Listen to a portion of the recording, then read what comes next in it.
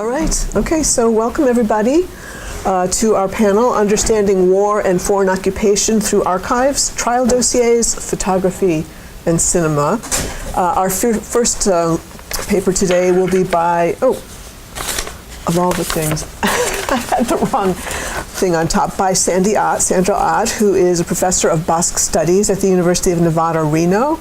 Got her, actually her PhD or DPhil in anthropology from Oxford, but she's been co-opted into our area. We're very happy to have her.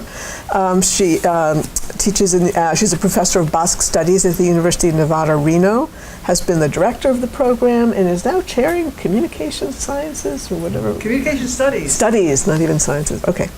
Let me recommend her most recent book, Living with the Enemy, German Occupation, Collaboration, and Justice in the Western Pyrenees, 1940 to 48.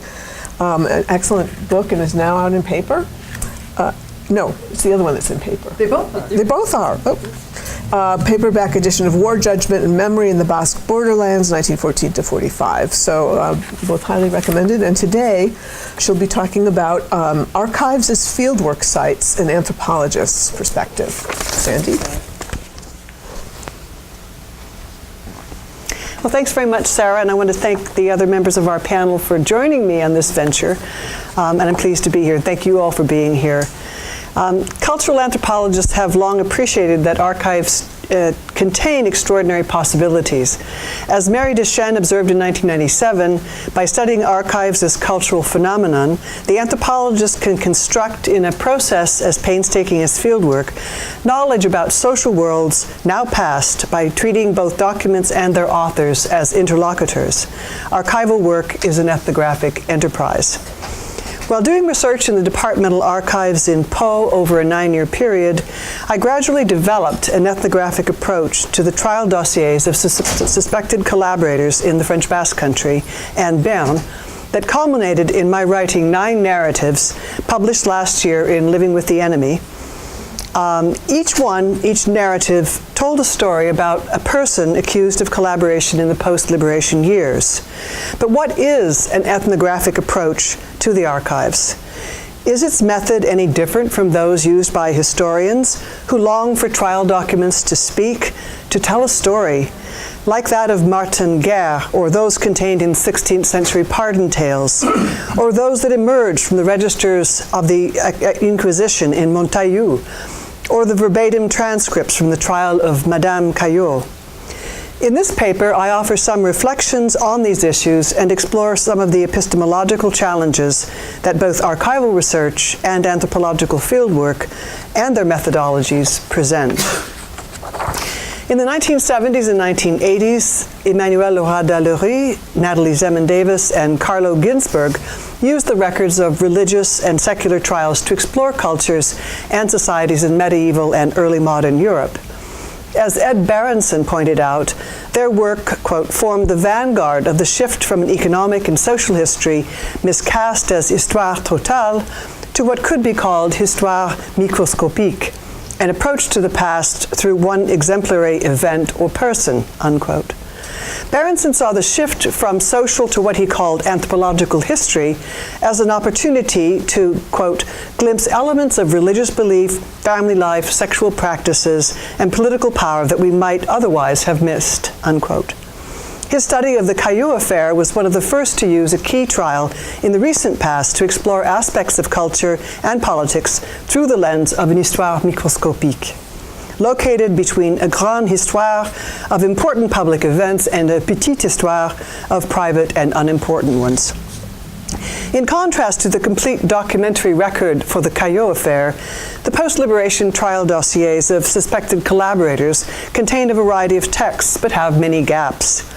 I had at my disposal reports by police and examining magistrates, testimonies by the accused, by witnesses for and against the accused, and fragments of transcripts regarding recording confrontations between the accused and principal witnesses for the prosecution, among other materials. On rare, exciting occasions, the dossiers include letters and photographs that offer more intimate perspectives on people's daily lives. Most cases contain the possibility of a story, but the ethnographer, historian, always has to dig deeply for it, searching for information about the characters who emerged from the reports and testimonies, for clues about their motivations, relationships, preoccupations, and tribulations as they negotiated the difficult terrain of foreign occupation, even in a region where the Germans often, quote, lived like God during the Second World War. The application of ethnographic methods to archival material presents certain very real difficulties. The investigator cannot, in most cases, communicate with the people whose deeds, words, and relationships are recounted in archival documents, and thereby get closer to the human objects of study. Fieldwork and participant observation cannot easily be imported into historical research unless the investigator is dealing with the history of the recent past and has an opportunity to become acquainted with people who had direct experience of that past, and perhaps I am among the lucky few. Decades of anthropological fieldwork in the French Basque Country preceded my experiences in the archives. During fieldwork, we seek to learn as much as possible about another way of life. We are expected to gain fluency in the languages spoken, to treat everything around us as of interest. We try to live with, rather than among, those whom we study through the technique of participant observation, and to diligently write up our field notes on a daily basis. In 1976, my supervisor at Oxford told me quite firmly that, beyond these basic pointers, he could not teach me how to do fieldwork. I had to learn it myself. This summer marked my 42nd year in the French Basque Country. The long-standing deep connections I have made with people there set me apart from most other anthropologists of my generation. My unusual situation in the field has affected, to some extent, the way in which I read trial dossiers from the 1940s. Over the years, I have acquired a fairly deep understanding of French Basque culture, its principal institutions, values, social practices, code of ethics, and sources of both solidarity and divisiveness. Rural people, the trial dossiers in Po sometimes contain information about people whom I knew in the 1970s and 1980s. Dossiers are sometimes set in Basque towns and villages in which I've done fieldwork. My knowledge of the culture and socio-physical environment often connects me to both the archival document and its author, even more intimately when the author is someone whom I knew or knew about. The ethnographer in the field has certain advantages over the ethnographer-historian in the archives.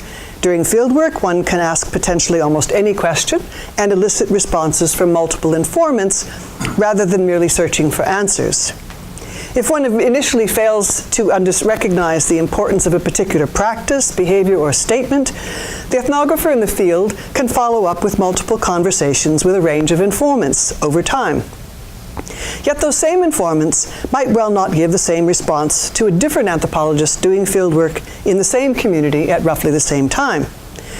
I had experience of this when I did fieldwork in Donegal, Ireland in 1975 for my master's degree at Oxford. A well-known anthropologist whom I knew had done fieldwork on the same island ahead of me. His book about the islanders, published after I wrote my thesis, presented quite a different portrait of the people. Differences in age, gender, personality, and the timing of our research all came into play. Significantly, he did not spend a winter on the island, a season of extremely rough weather that had an extraordinary physical and cultural impact upon many islanders. They annually became depressed and took to their beds for a month or more. As the anthropologist Mary Deschênes reminds us, quote, every ethnographer is, of course, positioned in multiple ways, not in just in relation to texts, but also to persons within a social field. I have often wondered if an historian who would read the trial dossiers in Po differently from me. I imagine that in some respects we might look for different things. For example, in trying to establish the social field of archival documents authors, I look for clues about their social networks and the kinds of relationships they forged during the occupation. Texts that recount social interactions involving commensality and gifts immediately attract my attention. Many years of fieldwork in that part of France color the way in which I read such documents.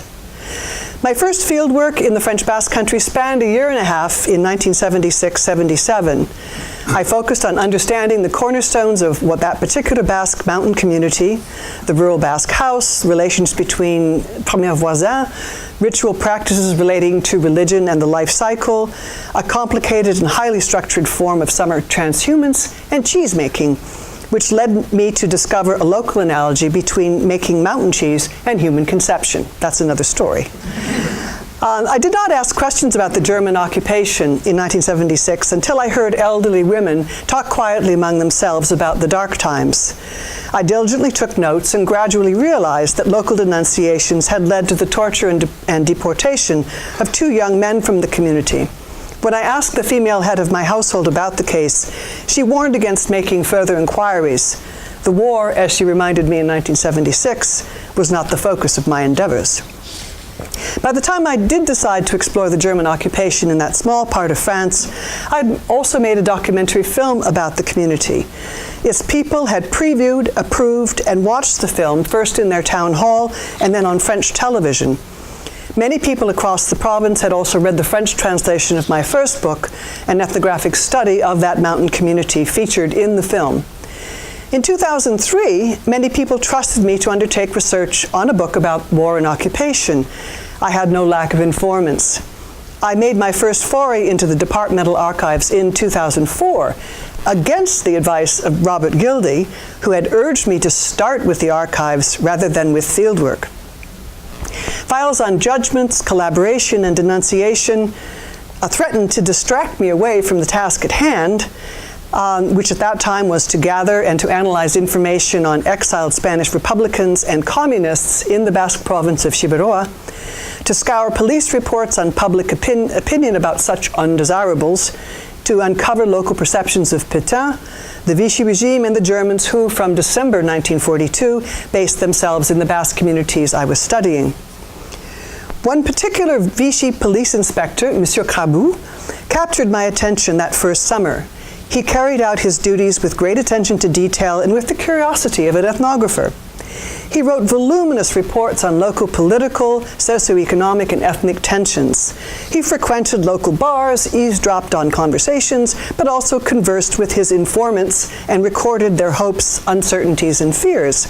His ethnographically rich reports, coupled with the detailed first-hand accounts of the occupation by local people in the field, proved instrumental to my writing my book about the impact war and German occupation had on 4 separate Basque communities. Inspector Carbou and his detailed reports were, in a sense, interlocutors. In the summer of 2005, I gave in to temptation and delved into the trial dossier of a Basque woman whom I had known since 1976. I knew many people in her town, including her brother, known locally as a big collabo, who had managed to avoid the court of justice. This is one of the very few cases in which I have been able to combine my field sites and to augment what I had learnt during anthropological fieldwork with information gleaned from their trial dossier. The thickest files usually yield enough material for the ethnohistorian to find several storylines. But what techniques did I use? I first skimmed through the entire dossier to get a sense of the main characters and their alleged wartime deeds. Then I started over by laboriously copying relevant documents in pencil. Interestingly, although I was not permitted to photograph or photocopy any classified files, the archivist did not object to my copying documents by hand. I have over 1,000 pages in pencil written in French from these classified documents, well, no longer classified, most of them. This technique forced me to think deeply about and to become actively engaged with the documents as I hand wrote them in French. And that is how I identified the storylines across multiple documents and different trial dossiers. A range of testimonies enabled me to reconstruct events and gradually to get a sense of interpersonal relations forged among local people and the Germans in their midst. Storylines took greater shape when I found the same characters in different trial dossiers. The process of reconstruction was akin to being in a darkroom. Initially blurred photographic materials that gain increasing clarity as the negative develops, characters began to take shape and to have a voice. The documents, their authors, and I became interlocutors. A Swiss interpreter for the Nazi SD, Karl Hochstrasser, provided some of the most extraordinary testimonies I've come across in Poe.